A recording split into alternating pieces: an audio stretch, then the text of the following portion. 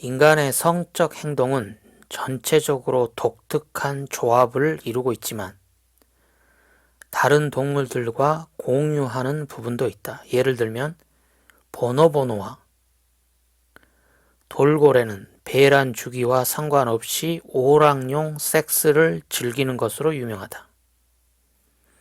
긴팔 원숭이, 초원 돌쥐, 황제 펭귄은 수컷이 자녀 양육을 돕는 일부 일처제를 고수한다.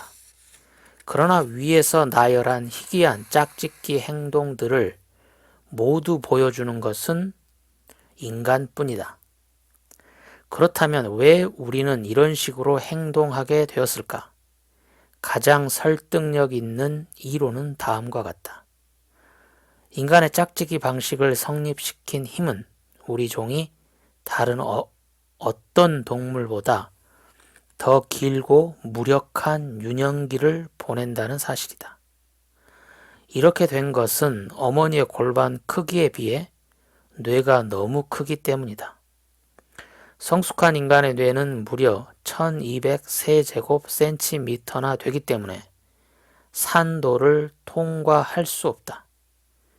신생아의 뇌는 그 크기가 성체 침팬지의 뇌와 비슷한 약 400세제곱센티미터로 산도를 빠져나오기 쉽지 않은데 인간에게서만 볼 수 있는 출산 중 임산부 사망이란 현상이 그 어려움을 말해준다. 400세제곱센티미터의 뇌를 가진 이 신생아는 출생 이후 급격한 뇌 발달을 겪는다.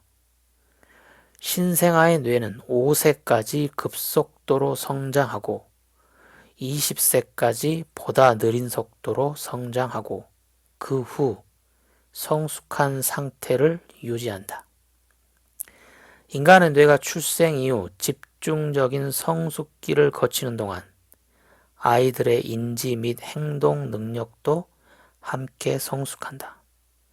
따라서 오랑우탄이나 귀신고래는 아버지가 관여하지 않아도 자식을 잘 키울 수 있지만 인간 사회에서 편모들은 몹시 딱한 처지에 놓이게 된다. 자식들이 아주 오랫동안 무력한 상태에 머물기 때문이다. 배란 은폐, 오락용 섹스, 일부 일처제, 아버지의 양육 참여와 같은 유별난 특징들을 거느린 우리의 이례적인 짝짓기 방식은 결국 엄청나게 크고 천천히 성숙하는 뇌를 가진 자식을 보살펴야 하는 필요성에서 비롯되었다. 지금까지 우리는 지배 문화의 일반적인 성적 규범, 즉 기성 종교들이 대체로 좋아하는 일부 일처제, 이성애, 다산에 초점을 맞췄다. 그러나 인간이 가진 여러 가지 형태의 섹슈얼리티가 다른 종들에게서도 종종 발견된다는 사실은 언급할 가치가 있다. 자위는 말, 당나귀, 돌고래, 개, 염소, 코끼리 등의 포유동물에서 흔히 볼 수 있는 습관적 행동이다. 암컷과 수컷 모두 이 쾌락에 탐닉하는데 마치 인간처럼 상당히 창의적인 자위를 추구한다. 개, 염소, 당나귀, 기니피그를 비롯한 많은 종의 수컷들은 오토펠라티오, 수컷이 자신의 성기를 입으로 애무하는 행위를 즐기고 때때로 사정하는 순간에 이르기도 한다. 또한 영장류의 오토쿤닐링구스, 암컷이 자신의 성기를 입술이나 혀로 애무하는 행위를 목격했다는 보고들도 있다. 포획된 한 암컷 침팬지는 정원용 호수에서 나오는 물줄기를 자신의 음핵 쪽에 갖다 댔다고 한다. 암컷 오랑우탄은 나무 껍질과 가지로 만든 조잡한 딜도를 사용했다. 암컷 호저는 가랭이 사이에 막대기를 끼고 돌아다니면서 자신의 음부를 진동시켰다. 그러나 독창성으로 상을 준다면 수컷 병코 돌고래가 1등을 차지할 것이다. 살아서 꿈틀거리는 뱀장어로 자신의 음경을 감싸는 것이 목격되었으니 말이다. 위스콘신 대학의 브루스 베이지 밀 교수는 생물학적 풍부함, 동물의 동성애와 자연의 다양성에서 현재까지 500종 이상의 동물에서 동성애적 행동이 발견되었고 실제로 더 많은 종에 존재할 것이라고 말했다. 동물의 동성애는 상상할 수 있는 모든 방식으로 표현되며 심지어 몇몇 방식들은 상상을 뛰어넘는다. 수컷끼리 또는 암컷끼리의 국왕 성교는 하이에나와 보노보를 비롯한 여러 종에서 발견되었고 암컷들의 외음부 마찰도 마찬가지다. 수컷 간의 항문, 성교는 양, 기린, 들소에서 목격되었고 수컷 병코 돌고래들은 서로 생식기 틈을 찌르곤 한다. 심지어 아마존강 돌고래 수컷들은 서로의 숨구멍에 성기를 삽입하기도 하는데 비강 섹스의 유일한 사례로 기록될 만하다. 동물에게서 발견되는 동성애적 행동은 대부분 양성애로 설명될 수 있다. 많은 종에서 이성애적 접촉은 암컷의 수정기에만 일어나고 그 외의 기간에는 동성애적 행동이 일반적이다. 보노보를 비롯한 몇몇 종들에게 동성애적 행동은 성적 쾌락을 제공할 뿐만 아니라 긴장과 공격성을 해소하고 유대를 다지는 사회적 역할을 수행하는 것으로 보인다. 현재 동물이 순수한 동성애적 행동을 평생 유지하는 사례는 극소수에 불과하며 그것도 대개 수컷들 사이에서 그리고 포획 상태에서 목격되었다. 그러나 전 세계 동물원에서 몇 종의 수컷 펭귄들은 부부간의 안정적인 유대관계를 형성하는 모습을 보여주었다. 수컷 펭귄들은 힘을 합쳐 둥지를 짓고 둥근 돌멩이를 대리 알로 들인다. 수컷 턱근 펭귄 한 쌍은 수정란을 제공받은 후 성공적으로 새끼를 부화시켰다. 이와 마찬가지로 가축화된 숫양의 약 6%는 발정기에 들어선 암컷이 옆에 있어도 다른 수컷에게만 구애를 하거나 짝짓기를 시도한다. 동물의 성에 관한 이야기를 마무리하기 전에 훨씬 더 놀라운 몇몇 현상들을 언급하지 않을 수 없다. 이종 간 섹스는 포획된 동물들 사이에서 매우 흔하게 목격되지만 야생 환경에서도 그런 사례가 목격되었다는 보고가 있다. 수컷 큰 사슴은 암컷 말과 섹스를 한다고 알려져 있다. 시베리아의 한 동물원에서는 호랑이와 사자의 짝짓기를 주선하고 그들에게서 생식력이 없는 자식을 얻었다. 또한 야생에서 이종간 교배로 태어난 동물들의 유전자를 분석한 결과 회색곰과 북극곰의 성관계를 유추할 수 있었다. 네덜란드 로테르담의 자연사 박물관에는 조류 충동이 종종 발생하는 거울 벽면이 있다. 1955년 6월 어느 날 키스 멜리커 박사는 수컷 청동오리 한 마리가 연구실 창문에 충돌하는 것을 보았다. 자세히 살펴보기 위해 밖으로 나간 그는 놀라운 광경을 목격했다. 다른 수컷 청동오리가 죽은 청동오리를 75분 동안 강간했던 것이다. 한 과학 저널에 이 사건을 발표할 때쯤 멜리커는 청동오리의 이성의 시간이 이미 학술 문헌에 보고되고 있음을 알게 되었다. 우리는 이 불순한 행동을 어떻게 생각해야 할까? 가장 간결한 설명은 많은 동물들, 특히 수컷들이 성적 기회주의자라서 살았든 죽었든 간에 거의 어떤 종과도 성적 접촉을 시도한다는 것이다. 어떤 사람들처럼 어떤 동물들도 시체와의 섹스나 다른 종과의 섹스에 특별히 흥분할지 모르지만 이 생각을 뒷받침할 만한 증거는 없다. 이 모든 발견에 비추어 우리가 내릴 수 있는 결론은 다소 반직관적이다. 인간을 성적으로 독특하게 만드는 것은 변태적이거나 금지된 행동들이 아니다. 그런 행동들은 우리가 속한 포유 동물 전체에 널리 퍼져 있다.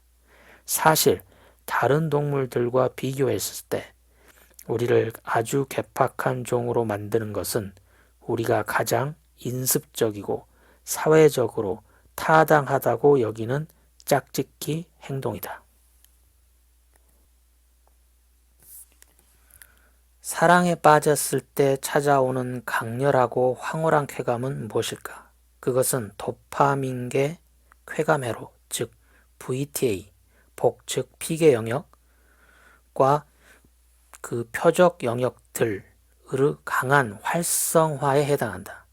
앞에서 살펴보았듯이 이 활성화 패턴은 코카인이나 헤로인에 대한 반응과 비슷하다. 사랑하는 사람에 대한 비판 기능이 왜곡되는 이유는 무엇일까? 이는 판단 중추의 하나인 전두 피질의 비활성화와 사회 인지에 관여하는 두피질 영역인 측두극과 두정측두 결합부의 비활성화에 기인하는 것으로 보인다. 전두피질의 비활성화는 망상, 충동 장애에서도 확인되는데 실제로 이 장애의 몇 가지 양상은 새로운 사랑의 양상과도 동일하다.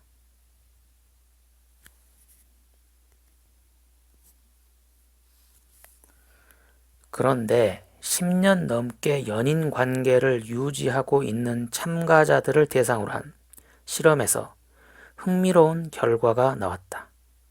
오래된 연인들의 대부분은 파트너의 얼굴 사진을 보아도 더 이상 VTA 도파민 중추의 강한 활성화를 보이지 않았던 것이다. 다른 뇌 변화들은 거의 그대로였지만 쾌감 회로는 더 이상 코카인을 맞은 것처럼 활성화되지 않았다. 그러나 아직도 뜨겁게 사랑한다고 보고한 소규모 집단에서 연인의 얼굴 사진은 여전히 VTA 쾌감 회로를 강하게 활성화시켰다. 이 흥미로운 연구 결과는 소수의 연인들은 최초의 도취 단계를 넘긴 뒤에도 사랑의 불꽃을 계속 유지할 수 있다는 생각을 뒷받침한다. 그러나 여전히 의문이 남는다. 어떤 사람들이 강렬한 사랑을 유지하는 것은 그렇게 태어났기 때문일까? 아니면 도파민 불꽃을 꺼트리지 않는 특별한 궁합이 있기 때문일까? 강렬한 낭만적 사랑에 의해 활성화되는 뇌체계는 성적 흥분에 의해 활성화되는 체계와 동일할까? 다시 말해 우리 연인들의 뇌 활성화를 지켜보면서 단순히 육체적 욕망에 불과한 것에 사랑이라는 광택을 입히고 있는 것은 아닐까? 경험상으로 보면 두 충동은 충분히 분리될 수 있다. 사람들은 사랑에 빠지지 않고 성적으로 흥분할 수 있고 성적으로 흥분하지 않고 사랑에 빠질 수 있다. 그렇다면 성적 흥분에 의한 뇌 활성화 패턴은 새로운 연인들의 얼굴 사진에 의한 활성화 패턴과 어떻게 다를까? 최근에 한 연구에서 실험자들은 다양한 종류의 성적 내용이 담긴 스틸 사진과 비디오를 보여주면서 대상자들의 뇌를 촬영했다. 그중 에모리 대학교의 킴 월렌과 연구팀은 특별히 멋진 연구를 수행했다. 실험자들은 먼저 이성의 성향을 가진 성인 남녀 각 14명에게 노골적인 이성의 행위를 하는 남녀의 영상을 보여준 뒤 그들이 성적으로 자극적이라고 평가한 영상들을 모았다. 그리고 대상자 집단을 구성할 때 그 영상들을 자극적이라고 평가하지 않은 사람들은 제외시켰다. 결국 연구팀은 모든 실험 영상들을 똑같이 자극적이라고 평가한 참가자들로 실험 집단을 구성했다. 이런 실험에서 대개 그렇듯이 연구팀은 남녀가 일상적으로 교제하는 영상들을 대조군으로 사용했다. 섹스 영상을 보여주었을 때 남녀 대상자들 모두 VTA와 측중격 핵 및 복측 선조체 같은 쾌감 회로의 핵심 부위들이 강하게 활성화되었다. 강렬한 낭만적 사랑에 빠진 사람들에게 사랑하는 사람의 얼굴 사진을 보여준 실험에서와 마찬가지로 음탕한 영상을 보여준 실험에서도 쾌감 회로가 강하게 활성화된 것이다.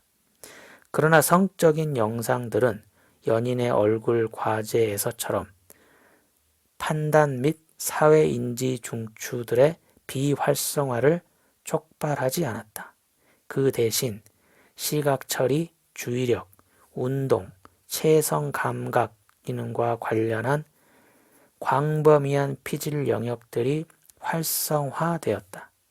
어떤 면에서 이는 우리가 경험을 통해 이미 알고 있는 것을 확인시켜준다. 사랑에 빠졌을 때와 성적 흥분의 느낌이 부분적으로는 중복되지만 서로 별개라는 사실이다. 섹스 영상들은 남녀의 뇌에서 공통의 영역들을 활성화시킨다. 그리고 성의 특유한 효과들을 유발하기도 했다. 특히 남자들은 시상 하부와 감정 중추인 편도체에서 강한 활성화를 나타냈다. 이 활성화는 가장 자극적으로 분류된 영상들을 보여주었을 때 가장 강하게 일어났다. 시상 하부에는 남성의 성적 행동을 촉발하는데 필수적인 작은 소 영역이 포함되어 있다. 하지만 이 연구에서는 뇌 스캐너의 해상도가 낮아 남자들에게서 활성화되는 곳이 그 부위들인지 확인할 수는 없었다. 뇌 활성화의 그런 성적 차이들은 사회문화적 영향을 반영할까? 유전적 또는 후성적 기초를 반영할까? 아니면 둘 다를 반영할까? 애석하게도 뇌 영상술로는 이 문제를 해결할 수 없다.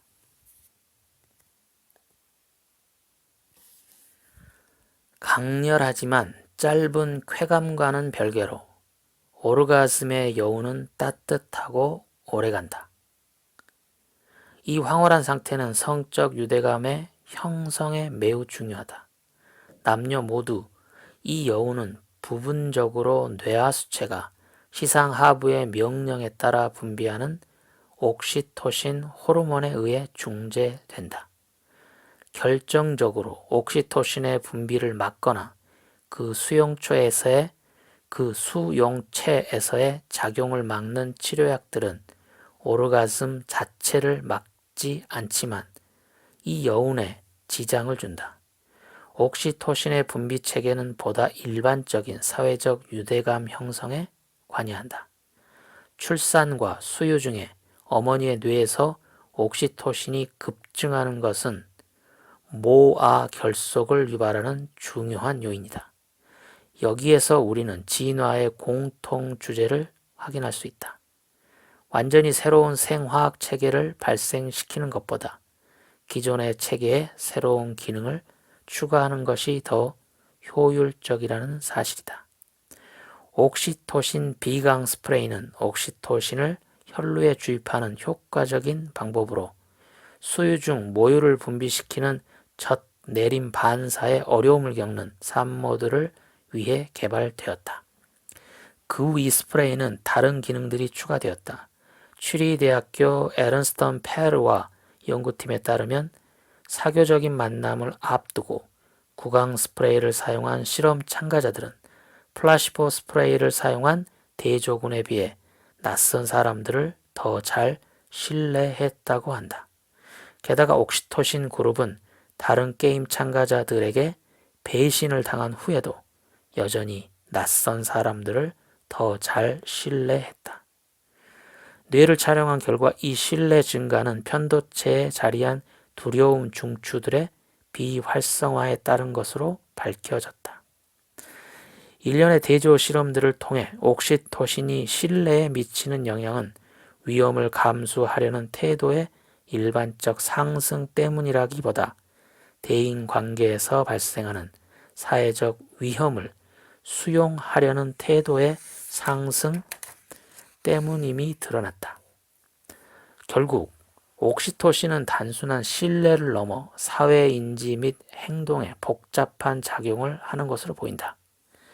한 흥미로운 연구에 따르면 대상자들이 그냥 눈으로 사진을 볼 때보다 옥시토신을 투여하고 볼 때 타인의 감정 상태를 더 정확히 추론한다고 한다.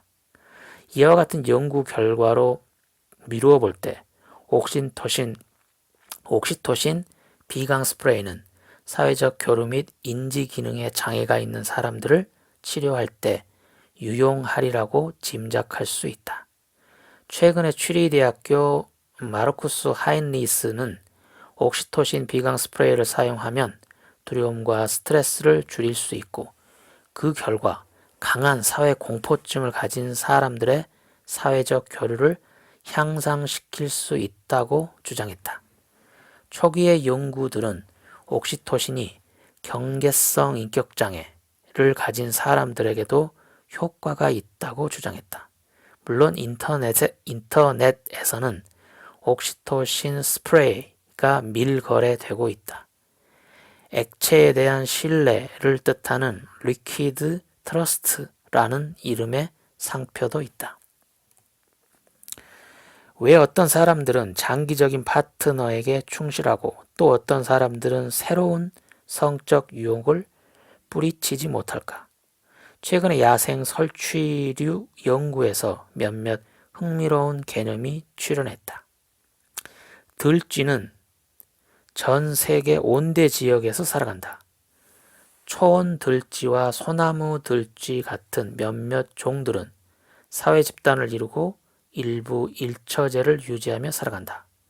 한 쌍이 짝짓기를 하고 나면 암수 모두 다른 들쥐에게 눈을 돌리지 않는다. 심지어 짝이 죽더라도 남은 들쥐는 대개 평생 동안 짝짓기를 하지 않는다. 일부 일처제 동물들이 그러하듯 부모가 된 들쥐 부부 역시 자식 양육을 분담한다. 이와 대조적으로 산악 들쥐나 목초지 들쥐는 대체로 혼자 굴에서 살고 비사교적이며 성적으로 난잡하다. 이 종들의 아버지는 자식 양육에 전혀 기여하지 않으며 어머니도 최소한의 의무만 지다가 약 2주 반이 지나면 미련 없이 둥지를 떠난다. 도대체 뇌가 어떻게 다르기에 어떤 들쥐들은 일부 일처제로 살고 어떤 들쥐들은 난잡하게 살까? 먼저 수컷 들쥐들을 살펴보자. 바소프레신 호르몬 수용체의 분포에서 하나의 단서를 찾을 수 있다. 바소프레신 수용체의 V1A형은 난잡한 들쥐들의 뇌와 일부 일처 들쥐들의 뇌에서 눈에 띄게 다른 분포 패턴을 보인다. 우선 난잡한 들쥐들은 외측 중격 영역에서 V1A 수치가 높고 복측 창백 영역에서 수치가 낮은 반면 일부 일처 들쥐들은 발현 패턴이 정반대다. 특히 두 부류의 들쥐들에서 수용체의 분자 구조는 거의 동일하고 단지 분포 패턴만 다른데 이 패턴이 V1A 수용체 유전자의 한 마디인 조절 영역에 의해 결정된다. 바소프레신 신호는 수컷 설치류가 처음 짝을 편애할 때 매우 중요한 역할을 한다. 수컷 초원 들쥐의 경우 암컷과의 짝짓기는 뇌에서 바소프레신 분비를 강하게 촉진한다. 에모리 대학교 레리 영과 그의 연구팀은 약물을 이용해 바소프레신이 복측 창백의 V1A 수용체에 작용하는 것을 차단하면 수컷이 암컷과 부부 유대를 형성하지 않거나 자녀 양육에 참여하지 않는다는 것을 입증했다.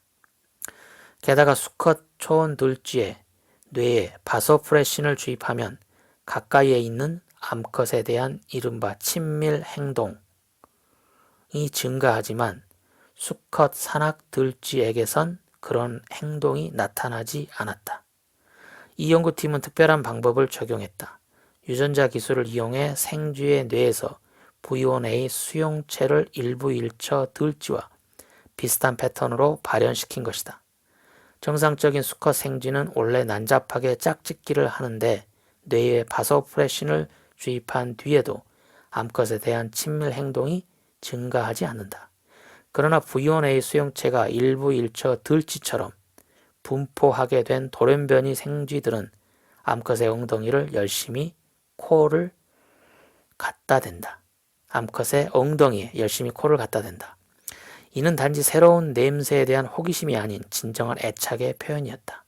대조 실험에서 레몬 냄새를 화장지에 묻혀 돌연변이 생쥐들에게 넣어줬을 때 바소프레신은 생쥐들이 화장지를 탐색하면서 쓴 시간에 전혀 영향을 미치지 않았다.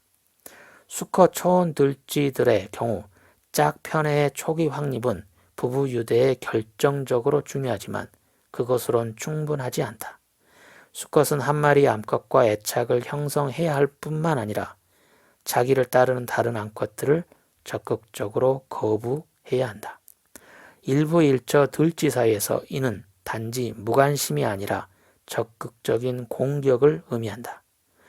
최근에 한 연구에 따르면 수컷 일부 일처 들쥐들의 뇌에는 초기 짝 편애를 위한 신호 경로와 새로운 암컷들에 대한 선택적 공격을 위한 신호 경로가 따로 존재한다고 한다.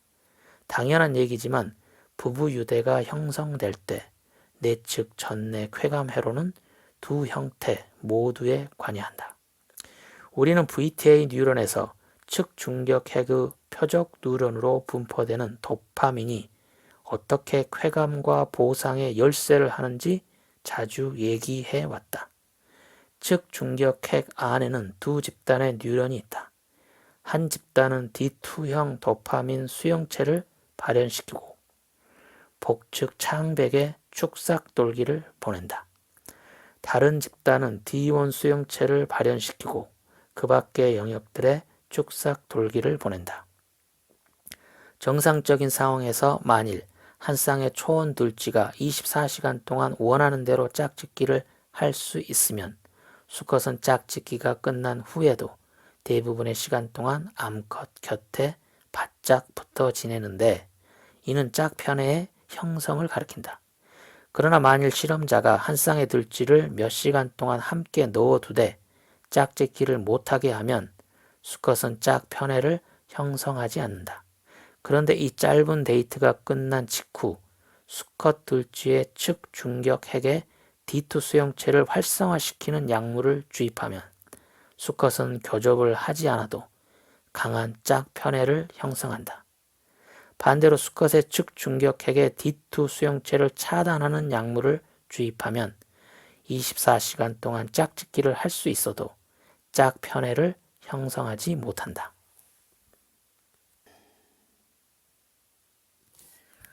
이 들쥐 연구는 우리 자신의 행동에 대해 무엇을 말해주는가? 인간의 성적, 사회적 행동과 설치류의 행동은 공통점이 있지만 중요한 차이점도 있다. 예를 들어 인간의 행동은 훨씬 더 변화무쌍하고 개인적이며 후각체계와 그렇게 밀접하지 않다. 현재로서는 바람기가 있는 사람이 초원 들쥐처럼 충실한 사람들에 비해 뇌 속의 도파민, 바소프레신 또는 옥시토신 신호가 다를 것이라 추측할 수 있을 뿐이다. 초기의 몇몇 발견들은 이 생각을 넌지시 뒷받침해 준다. 예를 들어 앞에 언급한 V1A형 바소프레신 수용체에 일어난 유전자 변이를 분석한 결과 이 수용체의 344 대립 유전자를 지닌 남자들과 그의 아내들은 이 전년도 1년 동안 결혼 만족도가 더 낮았고 이혼 위기 발생률이 더 높았다. 순한 옥시토신 수치가 더 높은 젊은 성인들은 파트너와의 유대가 더 강하고 우울증 발생률이 더 낮았다. 자폐증 환자들은 같은 연령대의 대조군에 비해 순한 옥시토신 수치가 낮다고 보고한 한 건의 연구도 있다. 인간의 장기적 애착을 설명하는 신경화학적 모델은 발전 가능성이 무궁무진하지만 아직 현실로 드러나지 않고 있다.